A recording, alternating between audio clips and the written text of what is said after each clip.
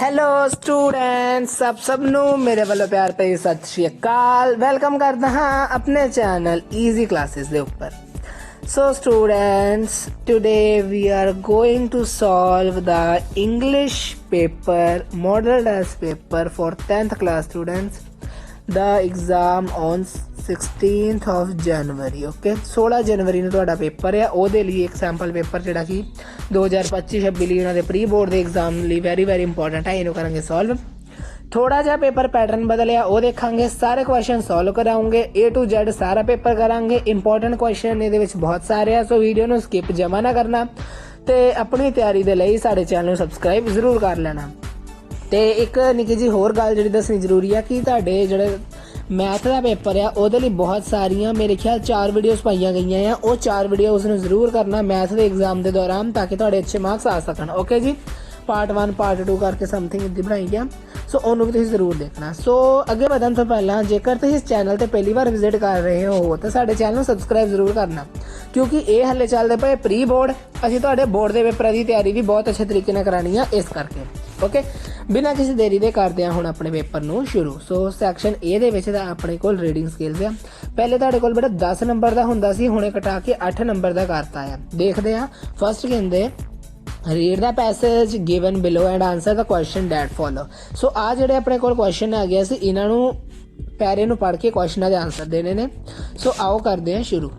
First ਹੈ ਆਪਣੇ ਕੋਲ question, what does the term brain drain refer to. So ਆਪਾਂ ਇੱਥੇ ਪੜ੍ਹਦੇ ਹਾਂ ਤਾਂ ਆਪਾਂ ਨੂੰ ਮਿਲਿਆ brain drain refer to the migration of highly skilled and educated individual from one country to another। ठीक है, so इत्थे आ जाना migration of high skilled and educated individuals।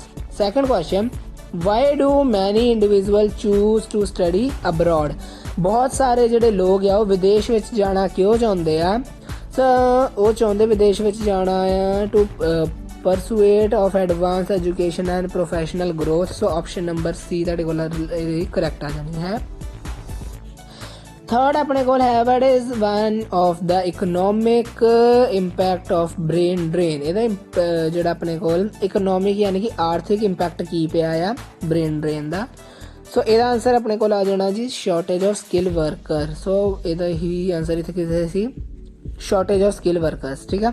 ਸੋ ਅੱਗੇ ਹੈਗਾ ਆਪਣੇ ਕੋਲ ਇਹ ਕਹਿੰਦੇ how can country address brain drain. So ਇਹਦਾ ਆਨਸਰ ਤੁਹਾਡੇ ਕੋਲ ਜਿਹੜਾ ਕਰੈਕਟ ਆ ਜਾਏਗਾ ਉਹ ਆ ਜਾਏਗਾ ਜੀ by offering attractive job opportunity and funding research project। ਇਹਦਾ ਵੀ ਲੱਭਦੇ ਆਨਸਰ। ਇਹ ਆਪਾਂ ਇੱਥੇ ਕਿਤੇ ਪੜ੍ਹਿਆ ਸੀਗਾ ਹੁਣੀ ਜਿਹਦੇ ਵਿੱਚ ਫੰਡਿੰਗ ਵਾਲੀ ਆਪਾਂ ਗੱਲ ਦੱਸੀ ਸੀਗੀ। ਆ ਦੇਖੋ ਲਾਸਟ ਲਾਈਨ ਵਿੱਚ ਲਿਖਿਆ ਹੈ to offer attractive job opportunity ਵਾਲੀ ਗੱਲ। ਠੀਕ ਆ। ਸੋ ਪਹਿਲੇ ਤੁਹਾਡੇ ਕੋਲ 5 ਕੁਐਸਚਨ ਸੀ, ਹੁਣ 4 ਸੀਗੇ, ਸੋ ਆਪਾਂ 4 ਕਰ ਲਏ। ਹੁਣ ਅੱਗੇ ਵਧਦੇ ਹਾਂ। ਦੈਨ ਹੁਣ ਤੁਹਾਡੇ ਕੋਲ ਹੈਗਾ ਬੇਟਾ ਜੀ ਆਪਣੇ ਕੋਲ ਇੱਕ 4 ਨੰਬਰ ਦਾ ਅੱਗੇ ਪੋਸਟਰ, ਜਿਹੜਾ ਕਿ department of English present explore engage excel. ਠੀਕ, ਸੋ ਇਹਦੇ ਵਿੱਚ ਜਿਹੜੀਆਂ ਗੱਲਾਂ ਆ ਇਹਨਾਂ ਨੂੰ ਪੜਾਂਗੇ। ਓਕੇ, ਫਿਰ ਆਪਣੇ ਕੋਲ ਆ ਦੇਖੋ ਅਪ੍ਰੈਲ 2024 10 AM to 4 AM ਆ ਰਿਹਾ girl school Mansa, poetry slam shout debate duel short story oratory showcase. ਠੀਕ ਆ। ਸੋ ਇਹਨਾਂ ਦਾ ਇੱਕ ਵੈਨਿਊ ਦਿੱਤਾ ਆ, ਠੀਕ, ਤੇ ਟਾਈਮਿੰਗ ਦਿੱਤੀ ਆ।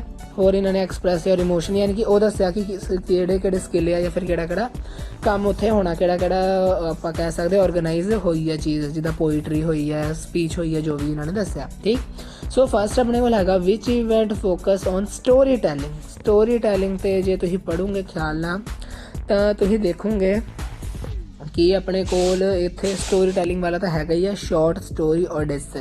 ਸੋ ਇਹੀ ਆਪਣੇ ਕੋਲ ਰਾਈਟ ਆਨਸਰ ਆ ਜਾਣਾ C ਆਪਸ਼ਨ। ਠੀਕ ਹੈ। ਅਗਲਾ ਕੁਐਸਚਨ, ਵਿਚ ਇਵੈਂਟ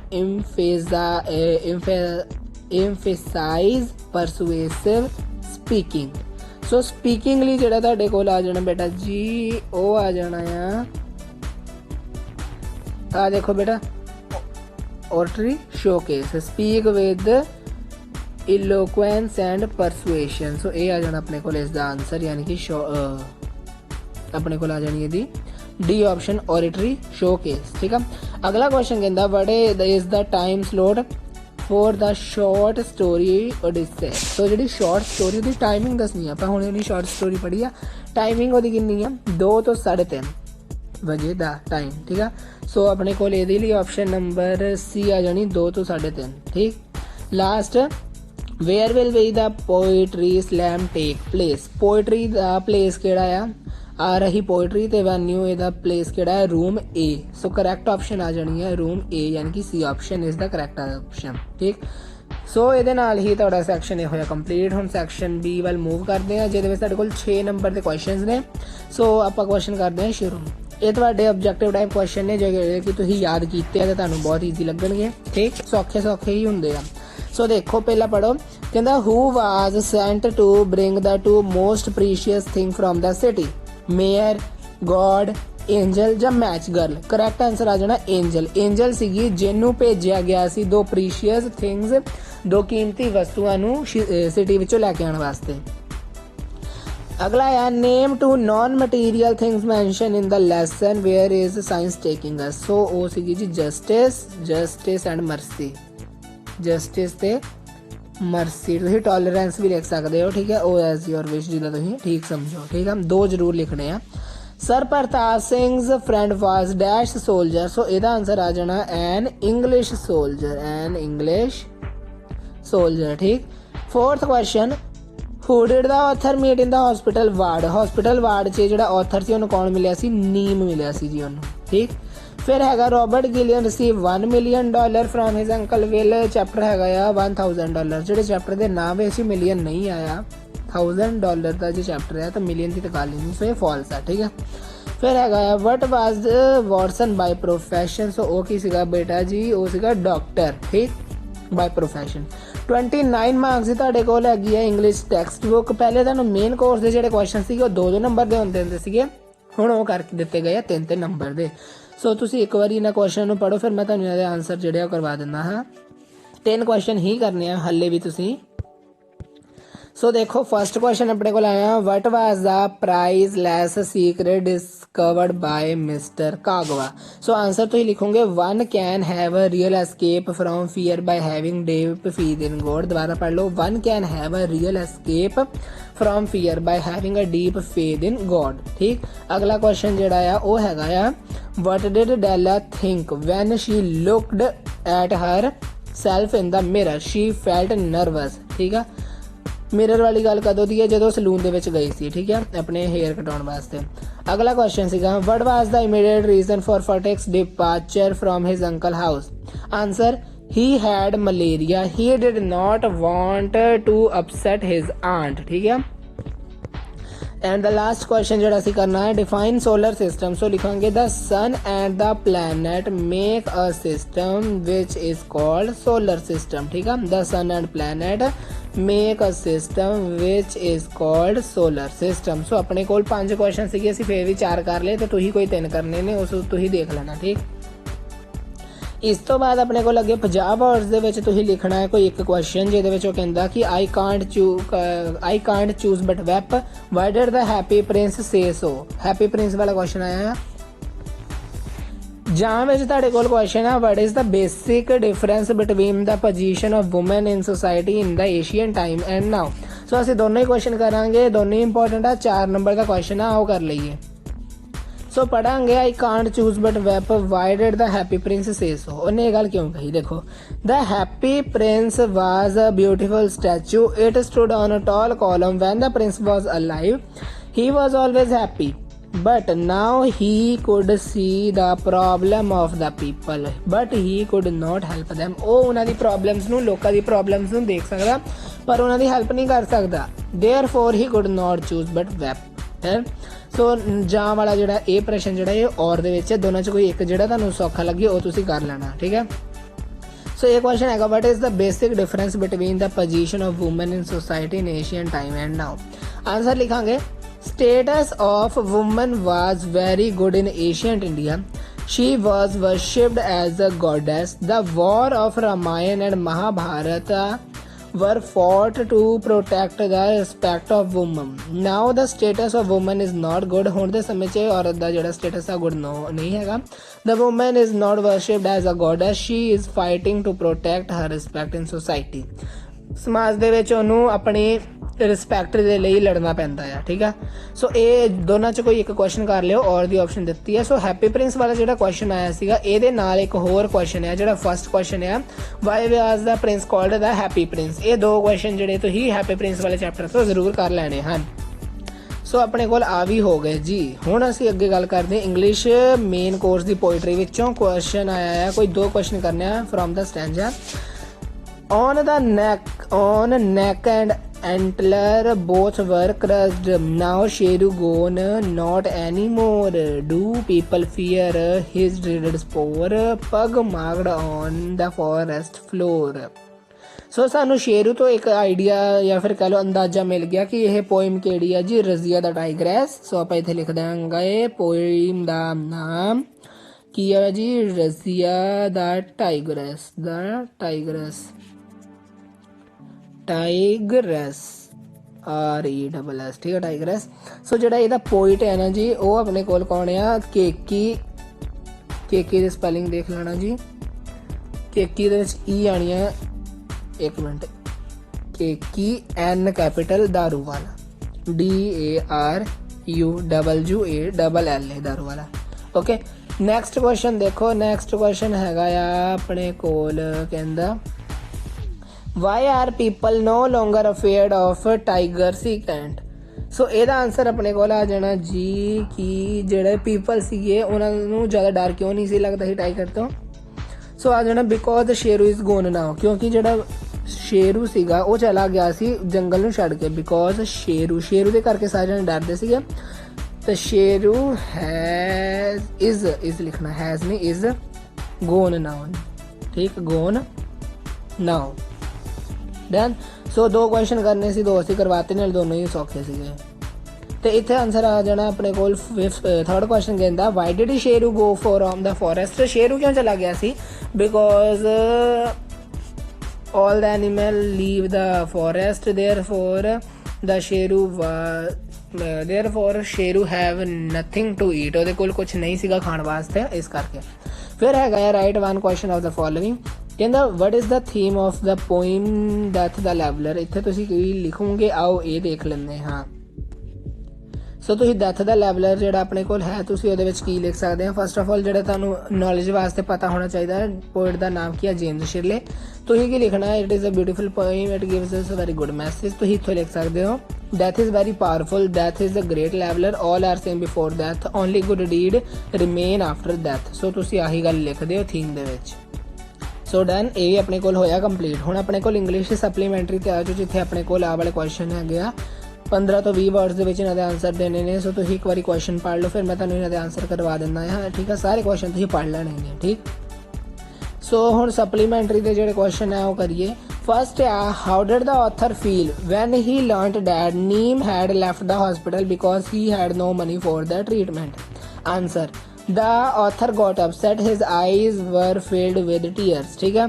ਕਹਿਣ ਦਾ ਮਤਲਬ ਉਹੀ ਹੈ ਕਿ ਜਦੋਂ ਉਹਨੂੰ ਕਿੱਦਾਂ ਦਾ, ਆਥਰ ਨੂੰ ਕਿੱਦਾਂ ਦਾ ਫੀਲ ਹੋਇਆ ਜਦੋਂ ਉਹਨੂੰ ਇਹ ਪਤਾ ਲੱਗਾ ਕਿ ਨੀਮ ਜਿਹੜਾ ਹੈ ਉਹਦੇ ਕੋਲ ਪੈਸੇ ਨਹੀਂ ਹੈਗੇ ਤੇ ਉਹ ਹਸਪੀਟਲ ਛੱਡ ਚੁੱਕਾ ਹੈ। ਉਹਨੂੰ ਬਹੁਤ ਬੁਰਾ ਲੱਗਾ ਤੇ ਉਹਦੇ ਅੱਖਾਂ 'ਚ ਹੰਝੂ ਆ ਗਿਆ। ਅਗਲਾ ਕੁਐਸਚਨ ਆਪਣੇ ਕੋਲ ਹੈਗਾ ਆ ਕਿ did the man wait for Subhiya for long time, how do you know? So ਜਿਹੜਾ ਉਹ ਬੰਦਾ ਸੀਗਾ ਜਿਹੜੇ ਉਹਦੇ ਚੌਲਾਂ ਨੂੰ ਉਡੀਕਦਾ ਪਿਆ ਸੀ, ਸੁਭੀਆ ਦੇ ਚੌਲ ਨੂੰ, ਸੋ ਕੀ ਉਹਨੇ ਜ਼ਿਆਦਾ ਟਾਈਮ ਵੇਟ ਕੀਤਾ? ਸੋ ਆਨਸਰ ਆ ਜਾਂਦਾ man waited for Subhiya for long time. ਜਿਹੜਾ ਬੰਦਾ ਸੀਗਾ ਉਹਨੇ ਸੁਭਿਆ ਲਈ ਬਹੁਤ ਵੇਟ ਕੀਤੀ ਹੀ, ਵੇਟਡ ਟਿਲ ਮਾਰਨਿੰਗ, ਉਹ ਸਵੇਰ ਤੱਕ ਉਹਨੂੰ ਉਡੀਕਦਾ ਹੀ ਰਿਹਾ। ਫਿਰ ਹੈਗਾ ਆ what did Gillian ask the driver of the cab, did he like his answer, how do you know? Gillian ਨੇ ਡਰਾਈਵਰ ਨੂੰ, ਜਿਹੜਾ ਕੈਬ ਦਾ ਡਰਾਈਵਰ ਸੀ, ਉਹਨੂੰ ਕੁਝ ਪੁੱਛਿਆ। ਸੋ ਉਹਨੇ ਕੀ ਆਨਸਰ ਦਿੱਤਾ? Gillian asked him how would he use $1000? ਇਹ ਗੱਲ ਪੁੱਛੀ ਕਿਹਨੇ? ਗਿਲੀਅਨ ਨੇ ਪੁੱਛੀ ਕਿਹਦੇ ਤੋਂ? ਕਾਰ ਦੇ ਡਰਾਈਵਰ ਤੋਂ, ਕੈਬ ਦੇ ਡਰਾਈਵਰ ਤੋਂ। So he didn't like his answer, ਉਹਨੂੰ ਇਸ ਚੀਜ਼ ਦਾ ਜਵਾਬ ਦੇਣਾ ਠੀਕ ਨਹੀਂ ਲੱਗਾ, ਪਸੰਦ ਨਹੀਂ ਆਇਆ। ਅਗਲਾ question, a trader told Pahom something about the land the Bashkir, what was it? So he told him that he could. So ਆਪਣੇ ਕੋਲ ਇਹ ਕੁਐਸਚਨ ਹੋਇਆ ਡਨ। ਹੁਣ ਅਸੀਂ ਗੱਲ ਕਰਾਂਗੇ ਅਗਲੇ ਕੁਐਸਚਨ ਦੀ। ਸੋ ਅਗਲਾ ਕੁਐਸਚਨ ਹੈਗਾ ਆ ਟ੍ਰੇਡਰ ਵਾਲਾ ਹੀ ਆ, ਦੁਬਾਰਾ ਉਹੀ ਵਾਲਾ ਕੁਐਸਚਨ, ਸੋ ਇਹਨੂੰ ਪੜ੍ਹ ਲਿਓ। ਸੋ ਨੈਕਸਟ ਆਪਣੇ ਕੋਲ ਆ what is duck diving, how is it taught? So duck diving is diving like duck into the water. The driver has to bring back the brick through into the water. ਸੋ ਬੇਟਾ ਜੀ ਤੁਹਾਨੂੰ ਕਰਨੇ ਸੀਗੇ 5 question, ਕਰਵਾ ਦਿੱਤੇ ਤੁਹਾਨੂੰ ਪੰਜੇ ਦੇ ਪੰਜੇ, ਕਰਨੇ ਸੀਗੇ 3 ਕੁਐਸਚਨ। ਸੋ ਜਿਹੜੇ ਤੁਹਾਨੂੰ 3 ਲੱਗਣ ਈਜ਼ੀ ਉਹ ਤੁਸੀਂ ਕਰ ਲੈਣੇ ਨੇ।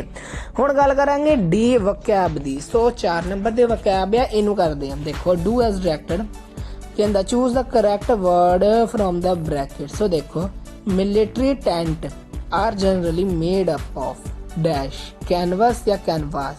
ਸੋ ਇਹਦਾ ਆਨਸਰ ਆ ਜਾਣਾ ਕੈਨਵਸ। ਜਿਹੜਾ ਕੈਨਵਸ ਹੁੰਦਾ ਆ ਉਹ ਇੱਕ ਖਾਸ ਤਰੀਕੇ ਦਾ ਕੱਪੜਾ ਹੁੰਦਾ ਆ ਜਿਹੜਾ ਕਿ ਤੁਸੀਂ ਇੱਥੇ ਯੂਜ਼ ਕੀਤਾ ਆ, ਠੀਕ। ਫਿਰ ਹੈਗਾ ਆ use the idiom in the sentence to call a spade a spade. So ਦੇਖੋ ਆਪਾਂ ਸਿੰਪਲ ਜੀ ਗੱਲ ਇੱਕ ਯਾਦ ਰੱਖਣੀ, ਕੋਈ ਵੀ ਵਰਡ ਆ ਜੇ ਕਿਉਂਕਿ ਤੁਸੀਂ ਉਹਦਾ ਸੈਂਟੈਂਸ ਬਣਾਉਣਾ ਤੁਸੀਂ ਲਿਖ ਸਕਦੇ ਹੋ Ram did not know, Ram did not know, Ram ਨਹੀਂ ਜਾਣਦਾ। ਕੀ ਨਹੀਂ ਜਾਣਦਾ? ਦ ਮੀਨਿੰਗ ਆਫ ਫਿਰ ਤੁਸੀਂ ਉਹ ਮੁਹਾਵਰਾ ਲਿਖ ਦੇਣਾ ਜਿਹੜਾ ਵੀ ਹੋਇਆ, ਠੀਕ ਆ। ਸੋ ਇਹਦਾ ਮਤਲਬ ਇਹ ਆ ਕਿ ਇੱਕ ਸੈਂਟੈਂਸ ਬਣਾਉਣਾ ਸੀ ਤੇ ਤੁਸੀਂ ਬੜੀ ਹੀ ਚਲਾਕੀ ਦੇ ਨਾਲ ਸਹੀ ਸੈਂਟੈਂਸ ਬਣਾਤਾ ਜਿਹਦੇ ਨਾਲ ਤੁਹਾਨੂੰ ਨੰਬਰ ਨਹੀਂ ਕੋਈ ਕੱਟ ਸਕਦਾ, ਠੀਕ ਆ, ਕਿਉਂਕਿ ਸੈਂਟੈਂਸ ਉਹਨਾਂ ਨੂੰ ਚਾਹੀਦਾ, ਸੈਂਟੈਂਸ ਤੁਸੀਂ ਬਣਾਤਾ, ਠੀਕ।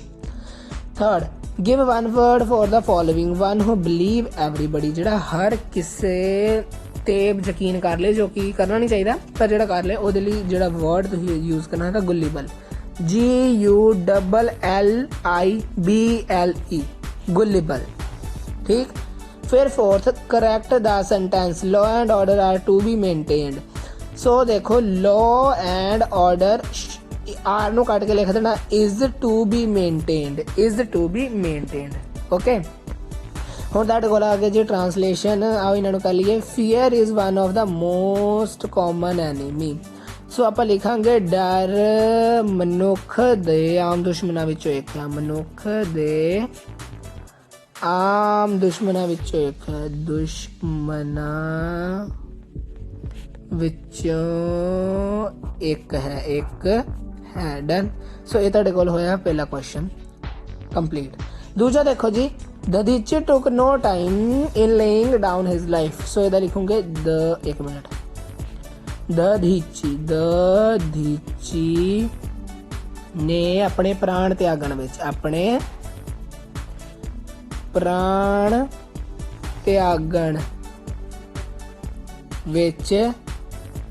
ਦੇਰ ਨਾ ਕੀਤੀ, ਡਨ। ਸੋ ਇਹ ਤੁਹਾਡੇ ਕੋਲ ਇਹਦਾ ਆਨਸਰ ਆਪਣੇ ਕੋਲ ਹੋ ਗਿਆ ਕੰਪਲੀਟ, ਠੀਕ। ਸੋ ਆਪਾਂ ਇਹਨਾਂ ਨੂੰ ਅਗਲਾ ਕੁਐਸਚਨ ਕਰਦੇ ਹਾਂ। ਫਿਰ ਹੈਗਾ ਦਾ ਸਟ੍ਰੇਂਜਰ ਆਸਕਡ ਹਿਮ ਅਗੇਨ। ਅਜਨਬੀ ਨੇ ਉਸਨੂੰ ਦੁਬਾਰਾ ਪੁੱਛਿਆ। ਸੋ ਇਹਦਾ ਤੁਸੀਂ ਆਪ ਹੀ ਲਿਖ ਲੈਣਾ। ਫਿਰ ਕਹਿੰਦਾ we think earth is very big. ਅਸੀਂ ਸੋਚਦੇ ਹਾਂ ਧਰਤੀ ਬਹੁਤ ਵੱਡੀ ਹੈ, ਠੀਕ ਆ। I may as free as he like. ਸੋ ਇਹ ਵੀ ਤੁਸੀਂ ਕਰ ਲੈਣਾ, ਠੀਕ। ਹੁਣ ਅਸੀਂ ਗੱਲ ਕਰਦੇ ਹਾਂ ਪੰਜਾਬੀ ਟੂ ਇੰਗਲਿਸ਼। ਕਾਸ਼ ਮੈਂ ਅਮੀਰ ਹੁੰਦਾ। ਸੋ ਇਹ ਤੁਹਾਨੂੰ ਮੈਂ ਲਿਖ ਕੇ ਹੀ ਕਰਾਊਂਗਾ ਵੁੱਡ ਡੈਟ ਆਈ ਵਰ ਰਿਚ ਲਿਖ ਕੇ ਤੁਸੀਂ ਐਕਸਕਲੇਮੇਟਰੀ ਦਾ ਸਾਈਨ ਜ਼ਰੂਰ ਲਾਉਣਾ, ਠੀਕ। ਅਗਲਾ ਕੁਐਸਚਨ ਕਿ ਉਹ ਮੇਰੇ ਤੋਂ ਪਹਿਲਾਂ ਸਕੂਲ ਪਹੁੰਚ ਚੁੱਕਾ ਹੋਵੇਗਾ। ਸੋ ਤੁਸੀਂ ਇਹਦਾ ਲਿਖਣਾ ਆ will he have reached school reached the school before I reach ਤੇ ਨਾਲ ਕੁਐਸਚਨ ਮਾਰਕ ਜ਼ਰੂਰ ਪਾਣਾ ਕਿਉਂਕਿ ਆਪਾਂ ਇੱਕ ਪ੍ਰਸ਼ਨ ਪੁੱਛਿਆ ਹੈ, ਠੀਕ।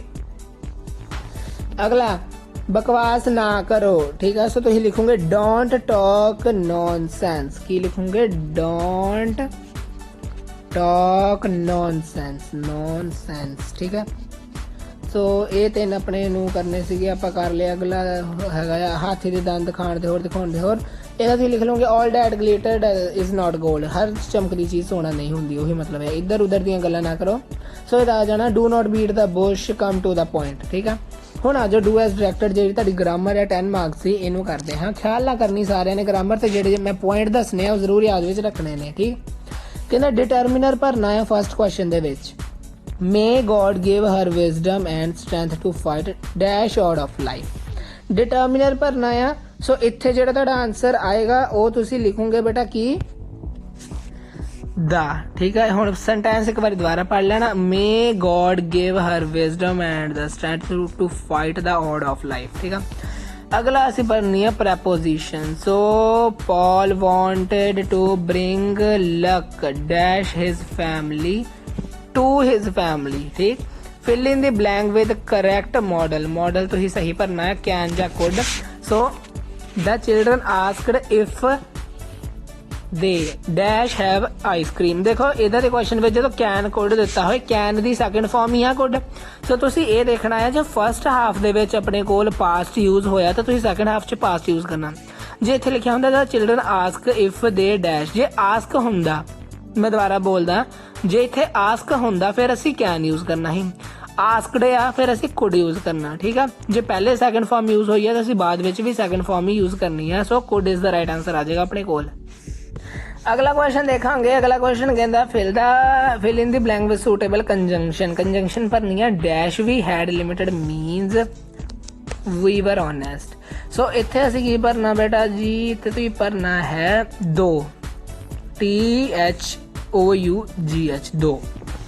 अगला कहता combine the following and get sentence non finite, जिवें इनफिनिटिव, जेरेंड या पार्टिसिपल हैगा आ। She left home early, she arrived her on time. So तुसीं की करना, देखो तुसीं इहदे विच शी अराइव्ड नूं कट कर देना ते तुसीं लिखोगे she left home early to arrive her on time, ठीक है। सेंटेंस इदा बनेगा she left her early to arrive her on time, done. सो ये क्वेश्चन भी अपने कोल होया कंप्लीट। अगला देखांगे तो कहता transform the sentence using what लगा के तुसीं सेंटेंस पूरा करना। सो इनू तुसीं किदां करोगे, लिखिया की है you say something I agree to it. So आपां इनू लिखांगे आई, दोबारा देखो, I agree to what you say, to what you say, एक मिनट, हाँ जी इदी लिखांगे आपां भी, बस ठीक है। अगला question change the sentence into passive voice. Why did you laugh at the poor man. So तो ये लिखोगे why was the poor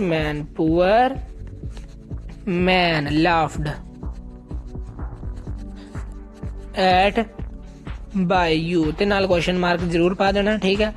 so अगला देखते हैं इस तो बाद change the following sentence into direct form of narration. So the boy request the teacher to forgive him. So लिखांगे द बॉय, ठीक है, सैड टू टीचर,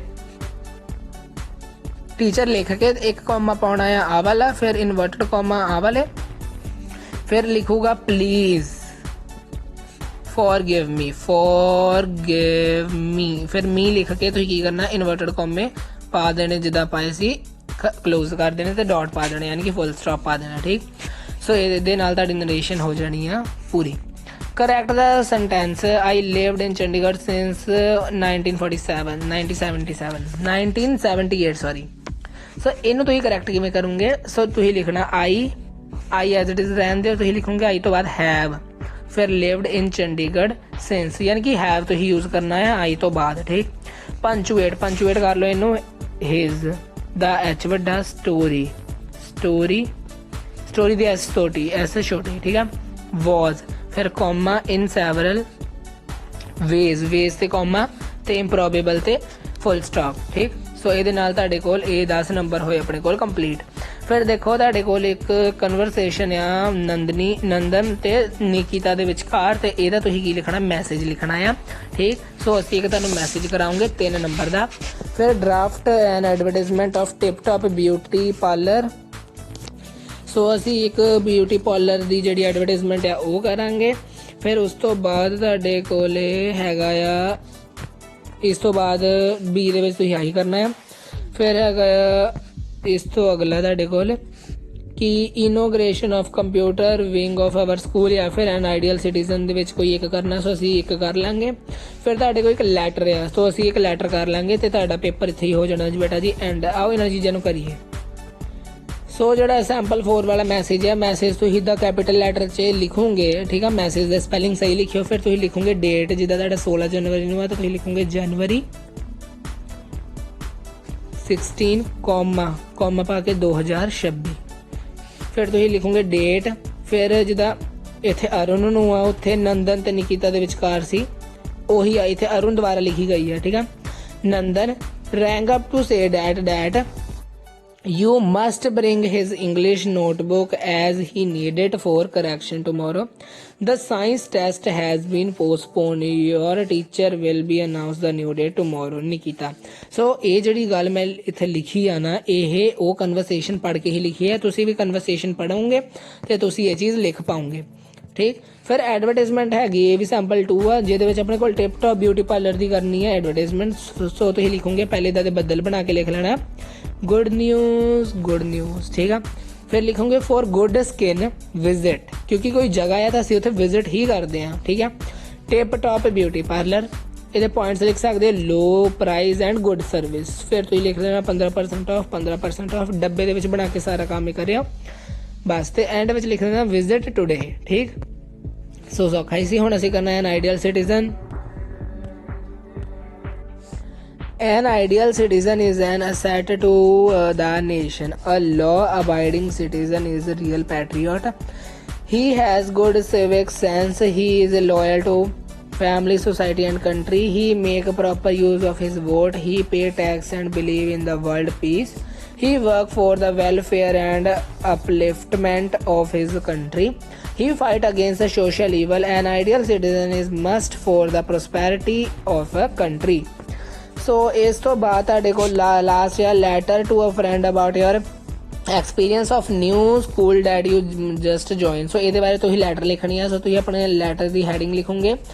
ਸੋ ਤੁਸੀਂ ਲਿਖੋਗੇ ਜੋ ਵੀ ਤੁਹਾਡਾ ਆ ਮਾਡਲ ਟਾਊਨ ਮੋਗਾ ਜਾਂ ਫਿਰ date. Dear friend, I am fine and I hope the same for you. I am writing this letter telling you about my experience of a new school that I have just joined. I joined the new school last week. This is a big school. It has a big playground. It has 15 teachers. It has 15 rooms. It has a big library. All teachers are very nice. It is very neat and clean. I have liked the school very much. Regard to uncle and aunt your Monika, ਜਾਂ ਫਿਰ ਜਿਹਨੂੰ ਵੀ ਇਹ letter ਲਿਖਣ ਨੂੰ ਕਹੀ ਹੋਏਗੀ ਉਸ according. ਸੋ ਇਹਦੇ ਨਾਲ ਹੀ ਤੁਹਾਡਾ ਪੇਪਰ ਹੋਇਆ ਜੀ ਸਾਰੇ ਦੇ ਸਾਰੇ ਕੰਪਲੀਟ। ਤੁਸੀਂ ਹੁਣ ਕੀ ਕਰਨਾ, ਚੈਨਲ ਨੂੰ ਕਰ ਲੈਣਾ ਸਬਸਕ੍ਰਾਈਬ, ਵੀਡੀਓ ਨੂੰ ਕਰ ਲੈਣਾ ਲਾਈਕ, ਤੇ ਜੇਕਰ ਕੋਈ ਹੋਰ ਸੈਂਪਲ ਪੇਪਰ ਮੈਂ 10th ਕਲਾਸ ਦਾ ਪਾਇਆ ਹੈ ਤਾਂ ਉਹਨੂੰ ਵੀ ਜ਼ਰੂਰ ਦੇਖ ਲੈਣਾ। ਓਕੇ ਜੀ।